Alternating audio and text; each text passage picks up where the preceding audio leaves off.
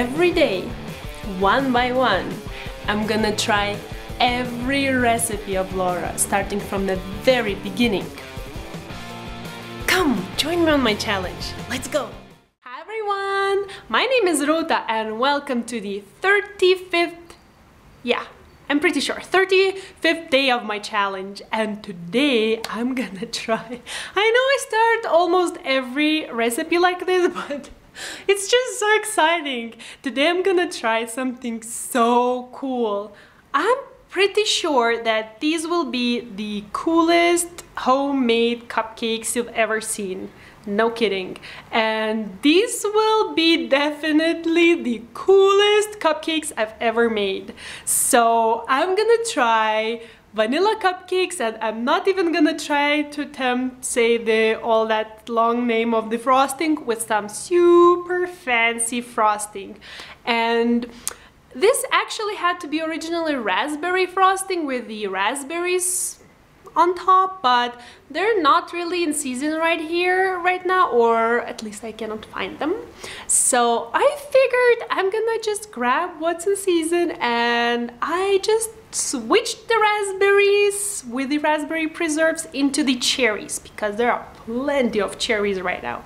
So I'm gonna make the cherry topping, and I'm gonna use 1 egg instead of 2 because somehow I picked up these huge eggs, which I don't know, they're like XL double this yolk, whatever, huge eggs. So 2 would be way too much, so I'm gonna be using only 1 instead of 2. But other than that, like, I cannot wait. Let's go for the ingredients and let's get started. We're gonna need 200 grams of flour, 200 grams of sugar, 80 milliliters of milk, 100 grams of butter, 2 eggs, and as I mentioned before, I'm gonna use this one extra large one, 2 teaspoons of vanilla extract, 2 teaspoons of baking powder, and 1/8 of a teaspoon of salt.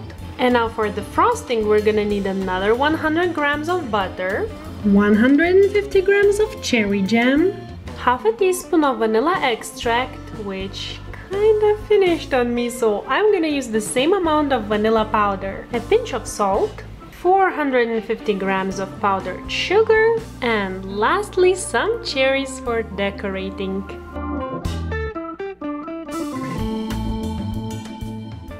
There might be some noise in the background of this video because there's definitely some kind of action going on outside right now, but that don't matter to us, right? Because we're making the awesome cupcakes. Are you ready?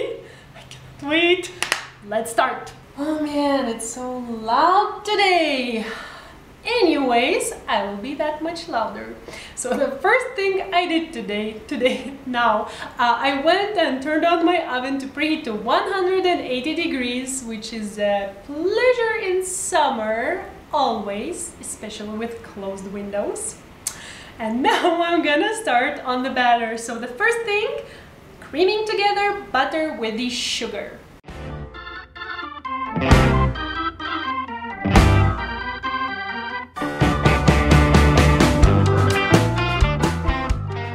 Okay, and now I'm gonna add in the vanilla extract and the egg.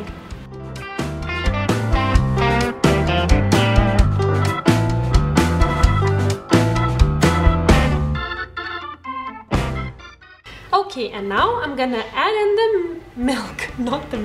the flour with the baking soda and the salt, and while mixing, I'm gonna add in the milk, little at a time, but the key thing here, as always, is not to over mix.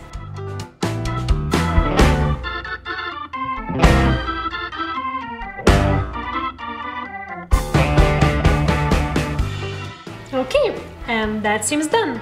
And now I'm gonna line the tin with these little guys, and I'm gonna divide the batter equally among them, and I'm gonna use the, how Laura calls it, the handy dandy ice cream scoop, because it's really super handy and comfortable. I've never used this thing for such reason before, but after I learned it from Laura, I can do it in no other way anymore.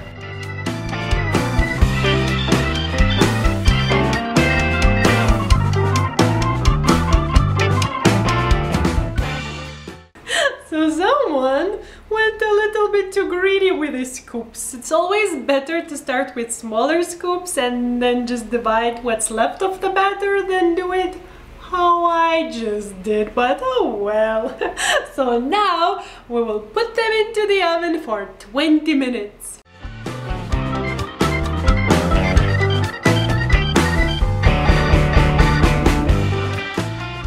Okay, so they're done, and before making the frosting we have to let them cool completely. So I will let them cool for around 45 minutes and then we will meet up again. Yay! 20, oh not 20, 45 minutes have passed, which means we can continue. And first thing I want to say is about the cupcakes themselves. I had a second look at the original Laura's recipe and I noticed that her cupcakes kinda looked a little bit lighter than mine, which means that next time I make these, probably I'm gonna check it at the 15 minutes mark, because chances are with my oven, I'm guessing it's like different ovens or something like that, they will be right after 15 minutes. So if you are making these cupcakes, be sure to check on them after 15 minutes. Don't leave them for 20 whole minutes. Well, nothing bad will happen. You will have them golden brown, which I'm pretty sure they taste really good. But if you want to have them exactly how Laura did, you might check them a bit earlier. You might need to check them a bit earlier, but enough with that. Let's make the frosting. So the first thing I'm gonna do is I'm gonna run my cherry jam through the food processor a bit, and this is totally optional, and I just thought of that now because I have noticed that my cherry jam has these little but whole cherries in it, which is really awesome. It means we're gonna see like real cherry pieces in the frosting, but I feel like they should be a little bit smaller than that, so I'm gonna kind of chop it up a bit in my food processor, so let's do that.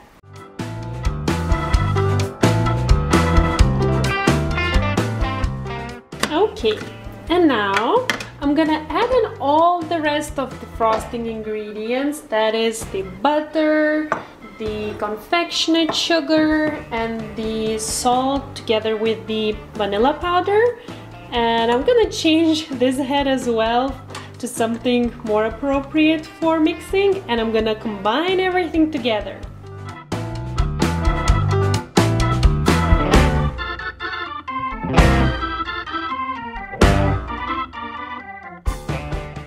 Ooh, it smells so good.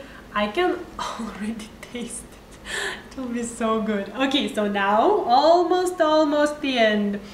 I'm gonna put the cupcakes onto a plate and then I'm gonna put the frosting on top. I'm gonna use a large star-shaped tip, and I do have the original bag, but I will use yet another cool tip of Laura, which is I'm gonna take a small or big, whatever you have, Ziploc bag. I'm gonna cut the tip of it, place this tip inside, put the frosting, and once I'm done, I'm just gonna throw this away because Laura's right. I have a brand new piping bag and it smells awful. And when I thought about cleaning it afterwards, I was imagining myself having some trouble. So with this tip, this is like a clean-free method, alright? So let's decorate now.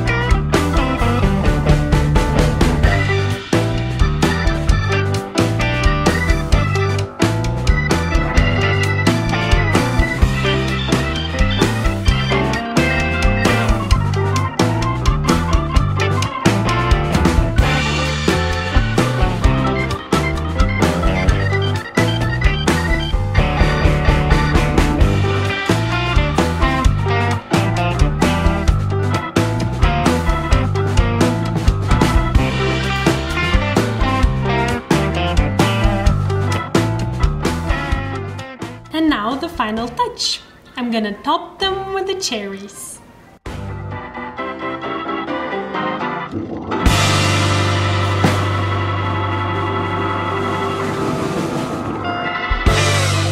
So there goes my praising for these Ziploc bags. I actually think it's the quality in this case, because I wasted a small Ziploc bag. I tried to use a big one thinking maybe that one will be more like, you know, strong and hold the frosting better, but they just broke at the very end and the frosting was just going out and it was not working for me. So in the end I had to use the original frosting piping bag, but it gave up on me as well. So that was a messy workaround, but in the end, oh my goodness, like look at the end result. That looks so amazing. Now tell me honestly, if you came to visit me and I busted out such cupcake and gave it for you, would you believe that I made it? I'm pretty sure you wouldn't. So that's how impressive they are. Okay. Oh, I think I see mine. Let's try this one. Oh, but I can already tell that it's a bit hard, the cupcake itself. It should have, I cannot think and talk. It should have baked less time.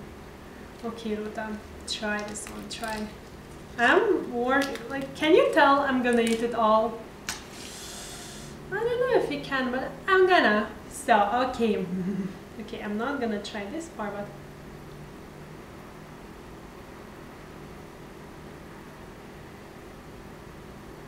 oh my god. Okay. Oh man. It's just the outside is a little bit crunchy, that's all. Oh, that's a sweet frosting. Be prepared for that. But can I try a bit more? This is so good. The cupcake is fluffy. The cupcake itself is not too sweet, or I don't feel it anymore after the frosting, but okay, so if you're planning to impress someone and if you have a quality piping bag or like Ziploc bags which you know you can trust, you should definitely try this because the frosting holds its shape it's so nicely. Oh man, I impressed myself today. So as always, okay, I'll have to hold this one because it won't stand now. You can find the original Laura's recipe right here, and you can find the written one as always again in the description box. And oh my goodness, let me know, would you believe I made this? Really, I'm so curious. Would you? I know my brother would never believe. Anyways, I really hope you enjoyed spending time with me because I really had so much fun, and I'll see you in a day. Bye!